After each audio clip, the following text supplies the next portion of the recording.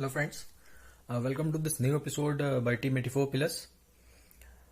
इस वीक हम आपके सामने फार्मा सेक्टर को डिटेल में रखेंगे और आपने ये देखा होगा कि बाकी सेक्टर्स के अलावा फार्मा सेक्टर में इस वीक इस सीजन में कोविड-19 पैंडेमिक की वजह से काफ़ी उछाल देखने को मिला है।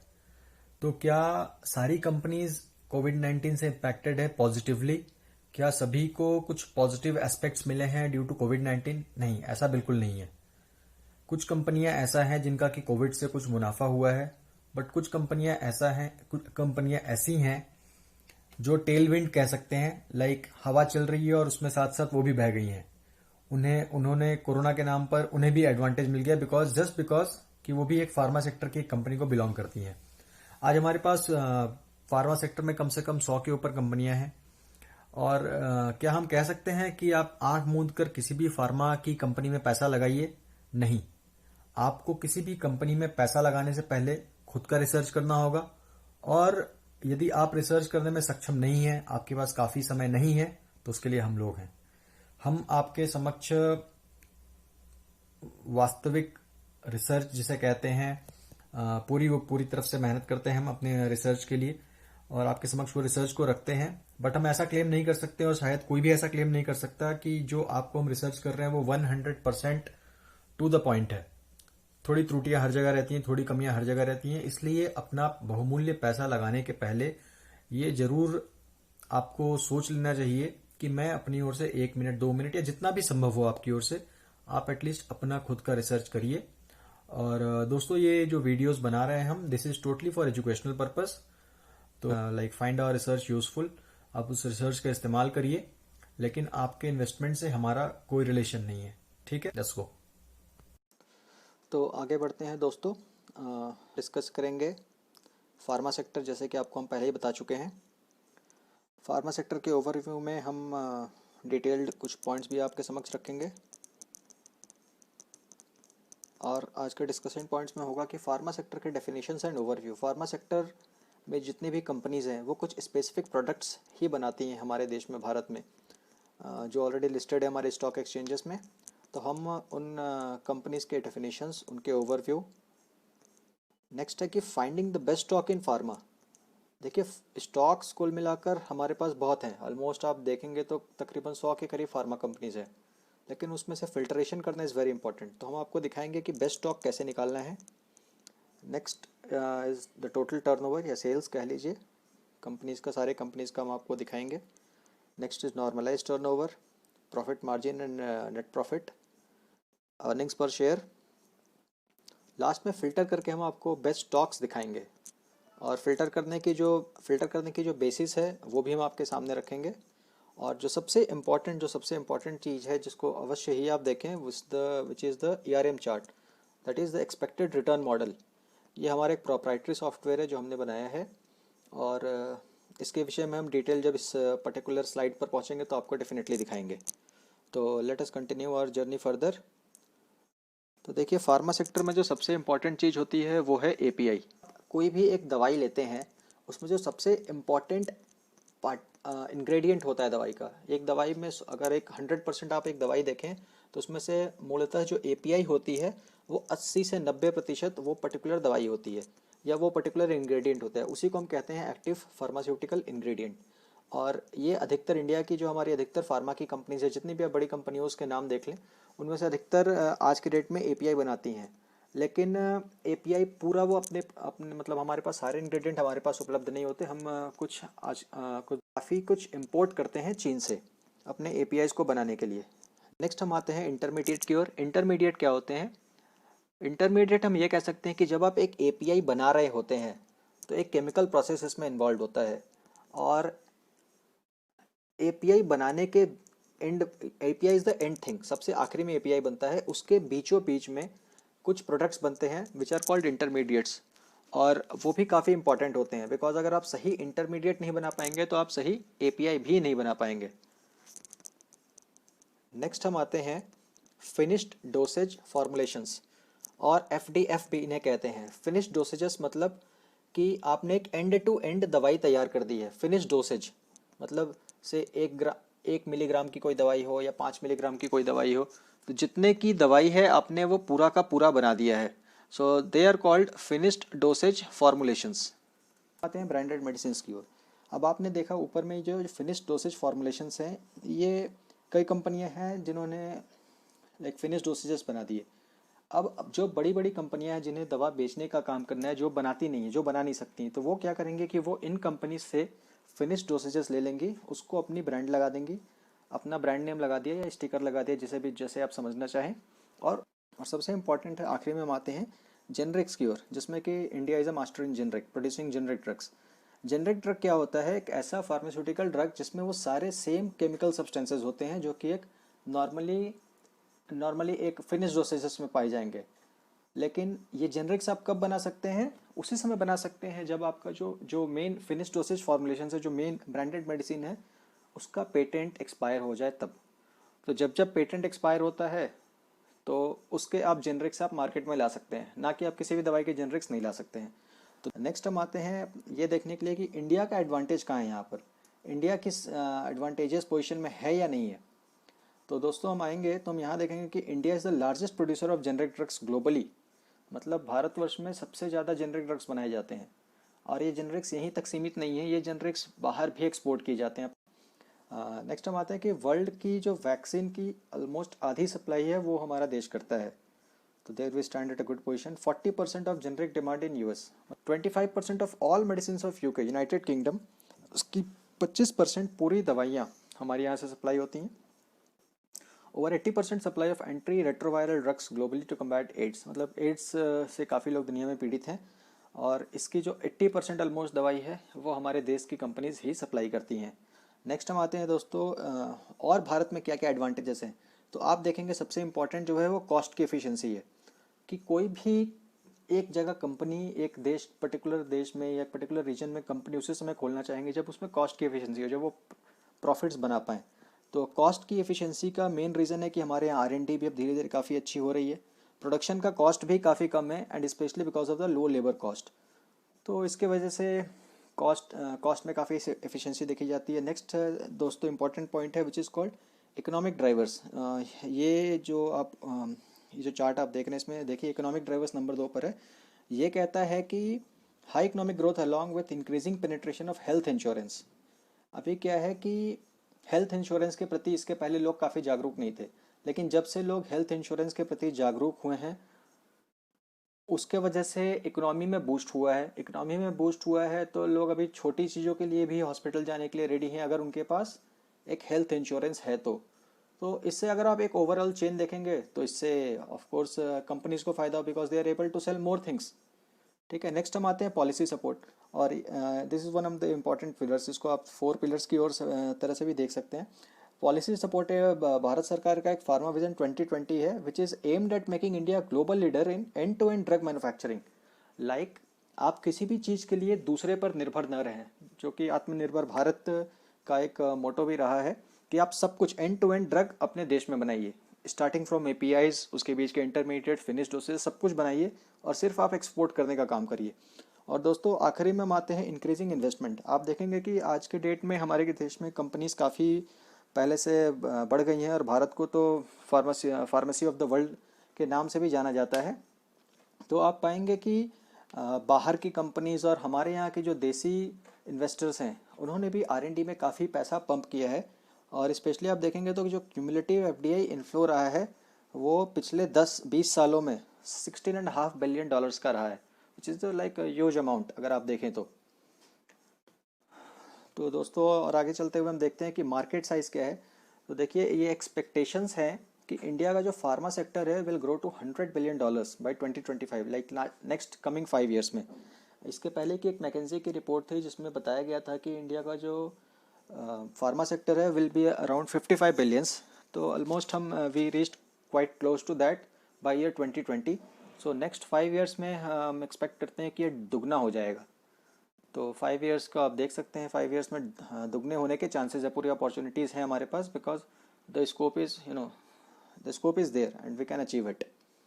नेक्स्ट आते हैं दोस्तों, देखिए इंडियन मेडिकल डिवाइसेस जो होती हैं, medical devices, they are expected to grow to up to $25 billion $25 billion by 2025, like next 5 years में भी। तो मेडिकल डिवाइसेस की काफ़ी रिक्वायरमेंट है आजकल मतलब pharmaceutical exports from India stood at 20.7 billion in FY20 only. देखिए ये मतलब इतने 20.7 बिलियंस का तो एक्सपोर्ट हमने फिर सिर्फ इस साल, इस फाइनेंशियल ईयर ही किया है, पिछले फाइनेंशियल ईयर किया है रादर। नेक्स्ट आएंगे दोस्तों, देखिए branded drugs worth ₹55 billion will become of patent during 2017 to 19। वो हो चुके हैं ऑलरेडी। मतलब जैसे आपको बताया हमने कि जैसे ही कोई ब्रांडेड ड्रग, वो पेटेंट उसका खत्म हो जाता है, patent is only for certain number of years, तब तक कंपनीज उससे पूरा एकदम मतलब मिल्क करती हैं, जितना पैसा निकालना है निकालती हैं। लेकिन जैसे ही वो पेटेंट एक्सपायर होता है, तब दुनिया की जो सारी अलग कंपनियां हैं जो जेनरिक्स में एक्सपर्ट हैं, they are free to make generics of those branded medicine. तो 2017 से 19 तक में 55 बिलियन की अपॉर्चुनिटीज़ तो क्रिएट हो गई हैं, 55 बिलियन डॉलर्स की, रादर मिलियन डॉलर्स की, तो बिलियन डॉलर्स की। तो देखिए इसमें भी हमने काफ़ी कुछ किया है, और तभी से आप देखेंगे 17 से 19 में फार्मा की जितनी कंपनीज है उसमें आप उछाल देखेंगे, आपको आगे हम दिखाएंगे भी। इंडिया का जो डोमेस्टिक फार्मास्यूटिकल मार्केट टर्नओवर है, देखिए दोस्तों 2018 में ये 18.12 बिलियन था, और 2019 में 20.03 बिलियन का हो गया ऑलमोस्ट। तो आप देख सकते हैं कि इसमें भी ऑलमोस्ट 10 to 11% का ग्रोथ देखा जा रहा है। तो आगे आगे जाने वाले समय में हम होप कर सकते हैं कि ये इससे ज़्यादा ही होगा। दोस्तों आगे बढ़ते हैं फार्मा सेक्टर के टोटल सेल्स या टर्नओवर पर। तो आप देखेंगे कि ये हम आपके सामने 10 साल का डेटा हमने प्रेजेंट किया है, और ये डेटा आप ऑफ कोर्स ये पूछ सकते हैं कि ये मतलब ये डेटा क्या सारी कंपनीज़ का है? नहीं, ये सारी कंपनीज़ का नहीं है। अगर आप देखेंगे तो हमारे पास फार्मा में कुल 100 के ऊपर कंपनियां हैं, ठीक है। इसमें से लास्ट 5 साल में सिर्फ 58 कंपनीज़ का हम डेटा ऐसा ढूंढ पाए जो कि कंसिस्टेंटली जो अपना कंसिस्टेंटली बिजनेस कर रही हैं, लाइक अपने डिस्क्लोजर्स टाइमली कर रही हैं, अपने इन्वेस्टर्स का प्रेजेंटेशन प्रॉपरली कर रही हैं, ठीक है, अपना जो डेटा है वो जो इम्पोर्टेंट इंस्टीट्यूशंस है उनके सामने ये डेटा प्रॉपरली रख रही हैं। तो ऐसी हम 58 कंपनीज़ को हमने फ़िल्टर करके निकाला है, ठीक है। और अगर आप लास्ट 1 साल में पूछेंगे तो ऐसी 81 कंपनीज़ हैं जिनको हमने देखा है कि they are doing consistent business, like doing all the formalities which a company is suppose to do, right. तो आप देखेंगे कि ये 100 करोड़ रुपीज़ में हमने डेटा यहाँ प्लॉट किया है। तो 2020 में देखिए, मतलब अगर आप 10 साल में देखें तो 10 साल में ग्रोथ आपको दिखेगा कि ये ऑलमोस्ट 350-400 से लेकर आज के रेट में ये तकरीबन 900 इंटू 100 करोड़ के तक ये डेटा पहुंच गया है। नेक्स्ट आते हैं दोस्तों नॉर्मलाइज सेल्स और टर्नओवर। अभी आपने टोटल सेल्स देखा, नॉर्मलाइज्ड और टोटल में यही फ़र्क है कि हम जो फर्स्ट ईयर का डेटा है, लाइक हमने अपने बेस ईयर यहाँ पर 2011 पकड़ा था, 2010 पकड़ा था, सॉरी 2010 हमने बेस ईयर पकड़ा था। तो हम 2010 से लेकर अभी तक, मतलब नेक्स्ट जो 10 साल थे, 10 साल में हमने देखा कि वो कंपनी 10 साल के खुद के रेस्पेक्ट में कहाँ पर है। तो देखिए दोस्तों, ये ग्राफ देखकर आपको बिल्कुल ही घबराने की ज़रूरत नहीं है। इसमें जो आउटलायर्स हैं उनको आप छोड़ दीजिए, जिनका कुछ सडन ग्रोथ हुआ है या सडन डिक्लाइन हुआ है, लेकिन आप इसमें देखेंगे तो कुछ कंसिस्टेंसी भी दिखेगी आपको काफ़ी कंपनीज़ की। इसका हम फिल्ट्रेशन आपको आगे और भी दिखा रहे हैं कि हम ये फ़िल्टर करके डेटा लाएँ कैसे हैं, और कौन सी कंपनीज बेटर है नहीं है, हम आपके सामने आएंगे थोड़ी देर में ही, हम वहाँ पहुँच रहे हैं।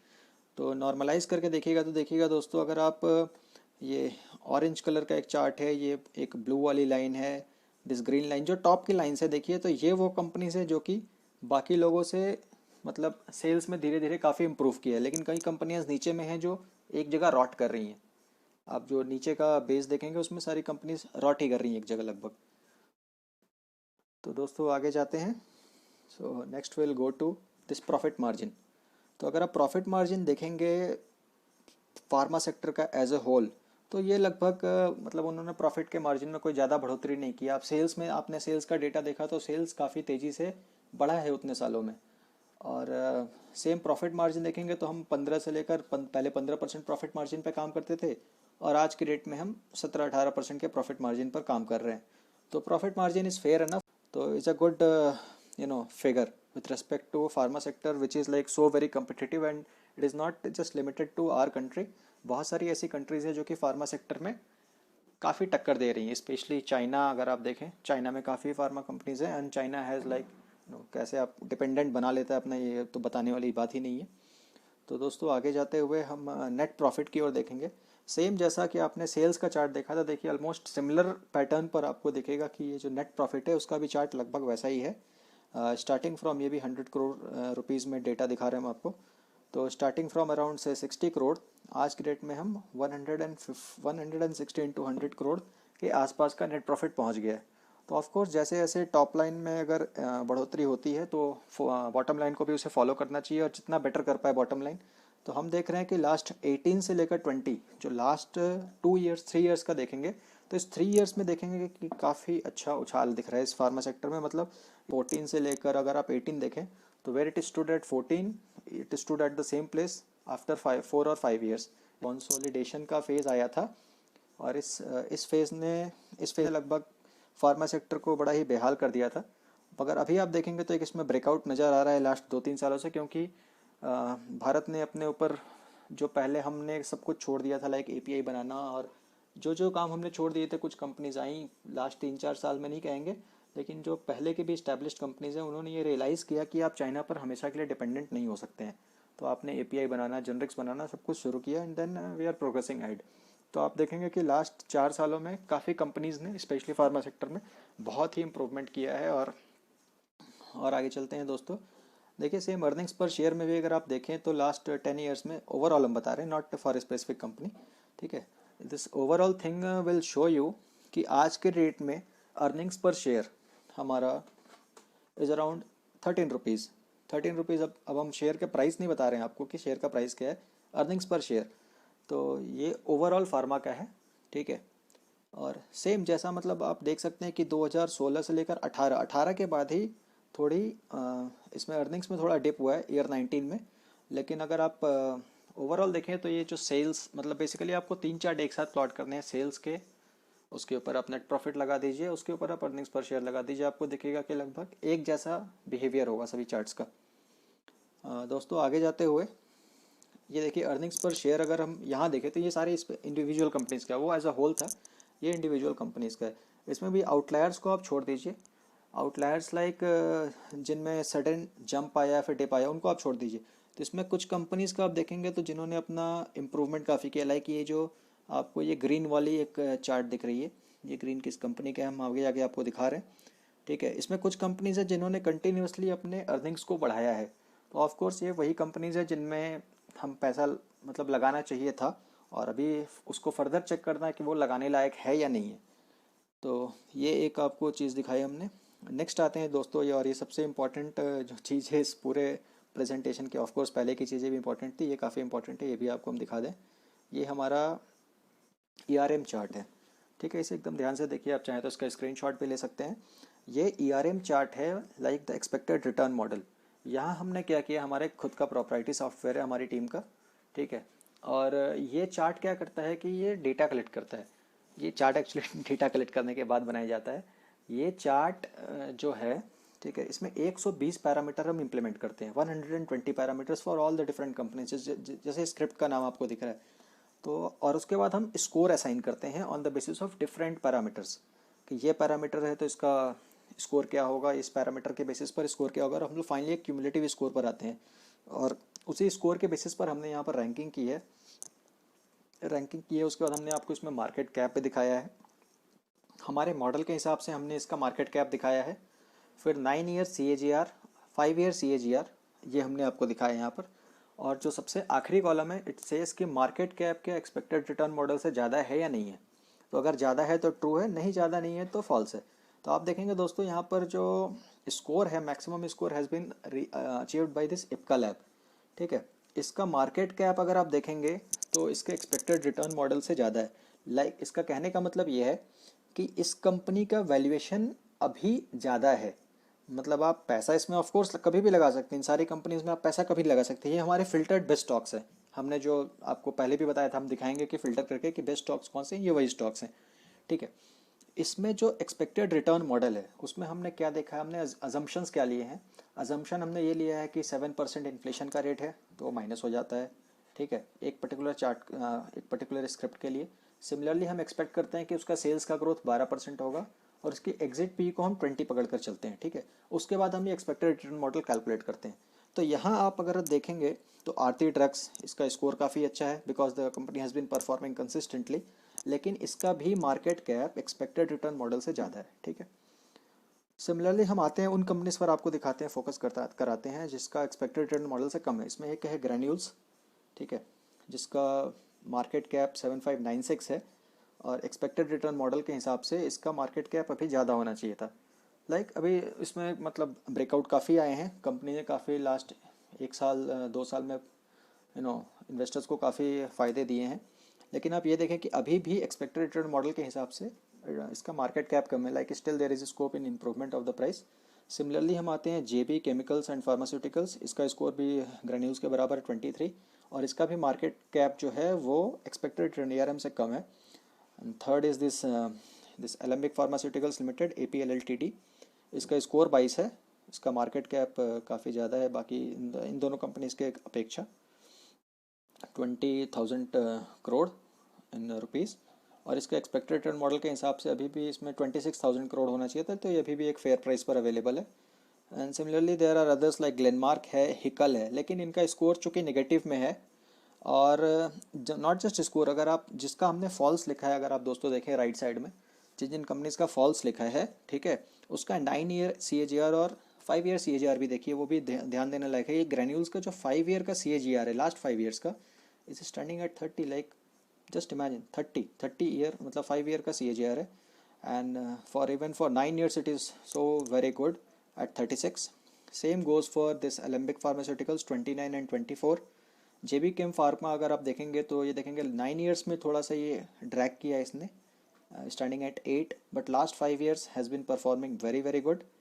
Glenmark is good, Hikal is good, but then the problem with Glenmark is इसका स्कोर हमने हमारे जो सॉफ्टवेयर वो बता रहा है कि नेगेटिव में है, तो we will simply avoid this, हम इसको अवॉइड करेंगे। तो दोस्तों ये हमने आपको पूरा दिखाया, अपना पूरा मतलब एक फार्मा सेक्टर का ओवरव्यू दिखाया। इसमें हमने आपको फ़िल्टर करके दिखाया। अब अभी भी आपके पास टाइम है, आप चाहे तो इसका एक स्क्रीनशॉट ले लीजिए अपनी खुद के एनालिसिस के लिए इस पर्टिकुलर स्क्रीन की।